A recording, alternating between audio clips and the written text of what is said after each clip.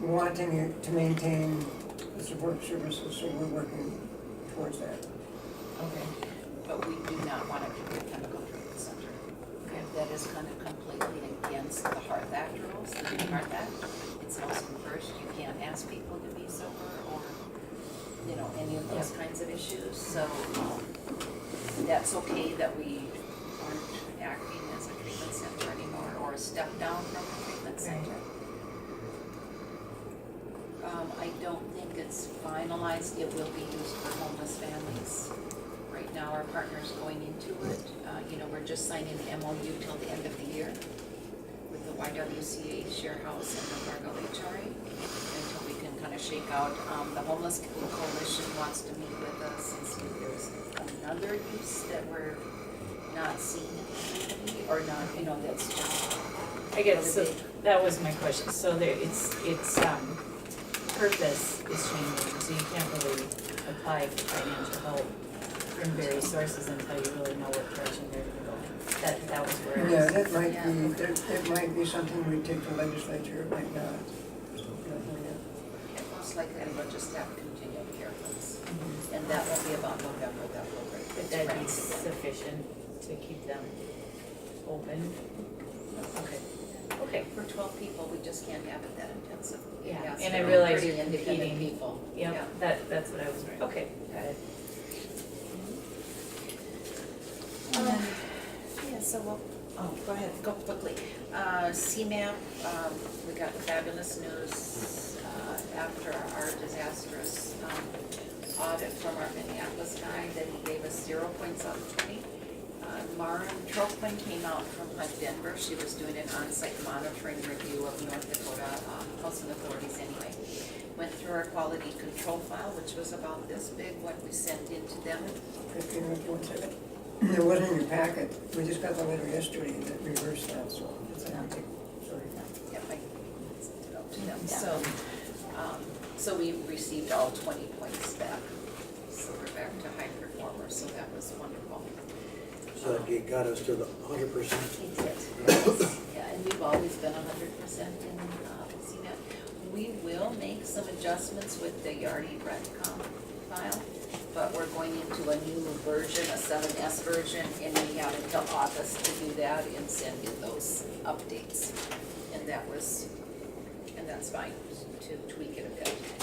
We had our home compliance monitoring and inspections. If you remember last year, we had all new staff. We had a completely new staff, and it was a little, it didn't go so smoothly. And this time, Monica here was from Wednesday to Friday, and Friday at 2 o'clock, we got our compliance letter that everything was in compliance. So that was wonderful to have that back to normal. We placed an ad for project-based vouchers. I think we'll get a couple folks, landlords applying for those, and Sister Staff will be one of those. And we had another private landlord apply for project-based vouchers. We held our Housing America poster contest. I think we had about 23. We had 4 or 5 different events throughout the city to bring kids in. It was really probably the nicest thing we do all year.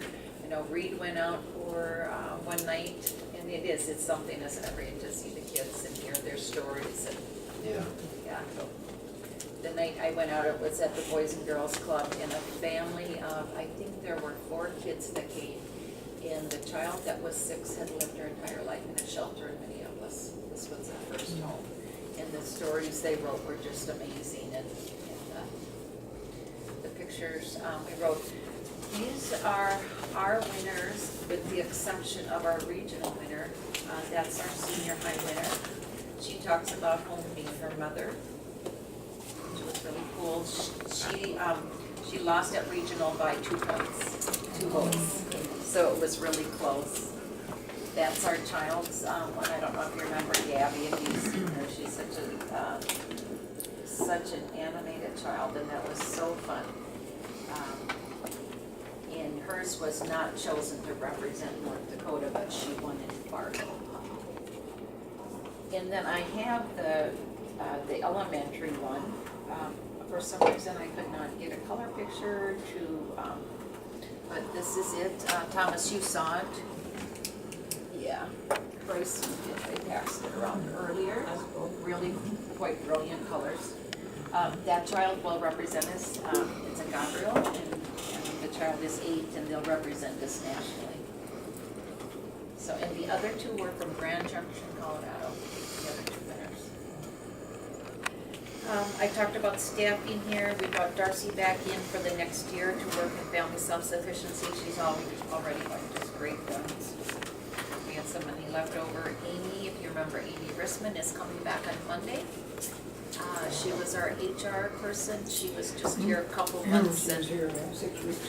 was hired away by a big international company, and she wants to come home. She said, I really believe in the mission of the Housing Authority. I want to make it my employment home for the rest of my life. So, and she's very, very skilled. So we're really thrilled to have her back. Grace Backman, I don't know if many of you know Grace Backman. She was the director of the Eastern Housing Coalition. It's a nonprofit housing builder, kind of like BSI. She's going to come work as our activity director. Lynette Seminole retired, so she's going to start after July 5th. So it's really some wonderful staff coming back. Lori started as Reed's assistant manager. She actually owns rental property, has worked in the rental industry a long time. Fabulous gal, isn't she, Reed? Yeah, she does a good job. Roberta, if you remember, Roberta has returned as a part-time office specialist, is helping us with all those applications and waiting list and whatnot. And we have our one ad in now for a maintenance engineer at the high-rise. You mentioned here that Marvin talked about, he's concerned about succession planning. She did talk about that. Yeah, she talked to Lynn and I that Denver is, that Fargo is one of the stars in their portfolio, and they're concerned with our age. Thank you very much. That we're aging out. Well, and that goes back to our strategic planning, and one of the things that we identified as being important. And so perhaps we can put that on the agenda for next month to start some discussion of how we want to be looking at that and dealing with that. Okay. And I just want to say wonderful job on bringing that back to a high performer for the CMAP. That is wonderful. Okay. Any questions on Jill's report?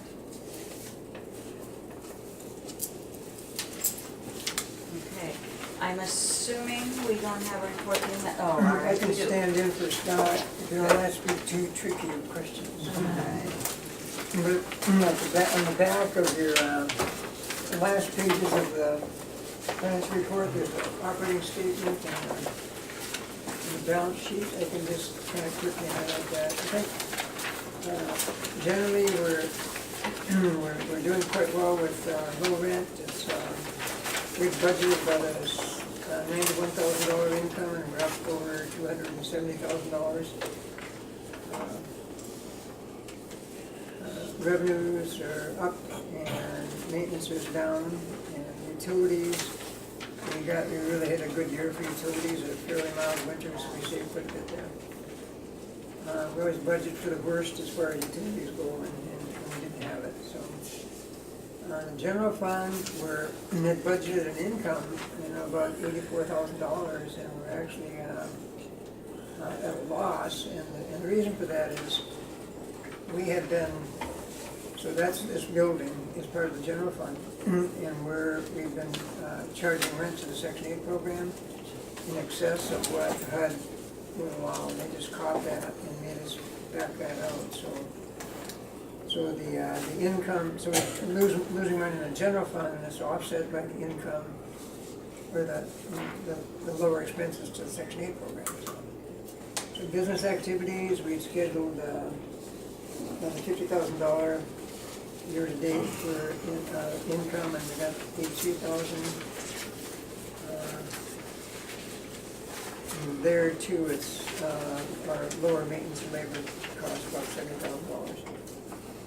the Section 8 program, we budgeted a loss, 44,000, and we're actually got an income of 74. Like I said, that's due to the, we had to back out these costs that we've been billing them.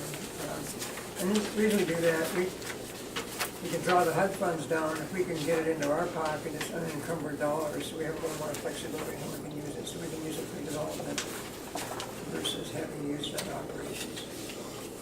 So we tried to max out those costs to the programs for that reason, and we didn't realize we were over allowable limit, so, but there was no penalty other than we had to pay back.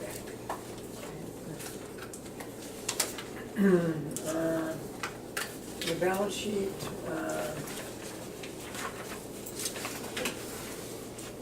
low rent, there's a $83,000 improvement from month over.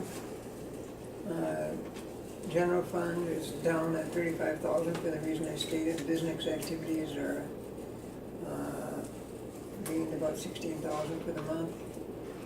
And the Section 8 program is up $52,000, and again, that's due to repaying some of the monthly charges.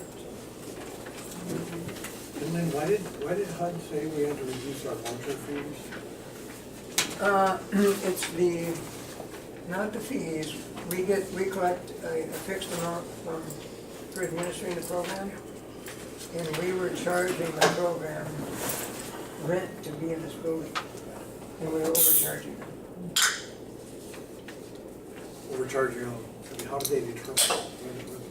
Through the audit, they looked at our audit. Do they have a level that you can charge for? Yeah, and we didn't realize, we thought it was more our discretionary on our part, it turns out, no, it wasn't.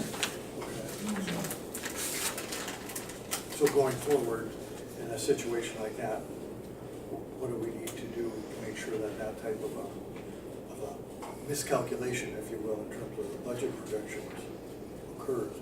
We just have to stay on top of the regulations, and we, Scott, we keep him in training and keep current on stuff. So that regulatory function of HUD needs to be, make sure that we're within their parameters of their guidelines. Yeah, and it wasn't such a serious thing to them, they just said you can't do that to restore the balance. Was it just 1 year then?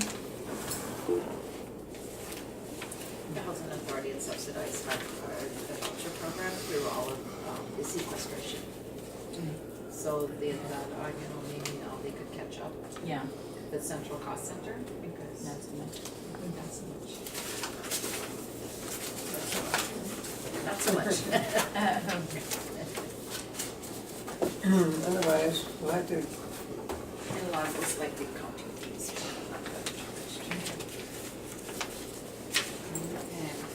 Any other? Oh, you have one? well, my salary and Jill's salary are as part of that, and actually office rent and utilities, all those things right there.